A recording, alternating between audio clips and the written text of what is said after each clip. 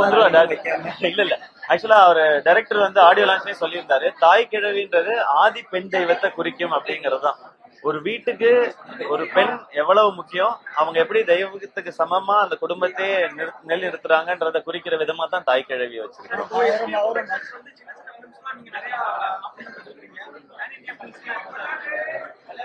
Pan இண்டியான்றது ஒரு கதை, அது போய் ரீச் ஆகி ஹிட் ஆச்சுனாதான் பேன் இண்டியா. இப்ப இந்த ஐடியா எடுத்துக்கிட்டீங்கன்னா எனக்கு தெரிஞ்சு குடும்பத்தை இழுத்து பிடிச்சி, அதாவது காலேஜுக்கு போகாம பெரிய பட்டப்படிப்பு படிக்காம ஆனா குடும்ப நிர்வாகத்தை பார்த்து அந்த குடும்பத்தை நிலைநிறுத்துற பெண்கள் எனக்கு தெரிஞ்சு இந்தியா முழுக்க இருக்கிறாங்கன்னு நினைக்கிறேன்.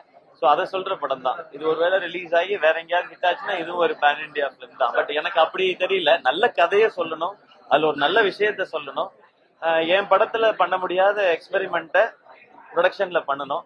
அது நான் இன்னொரு ப்ரொடியூசரை காசு போட்டு பண்ணுங்கன்னு கேட்க முடியாது, அதனால நம்ம காசு போட்டு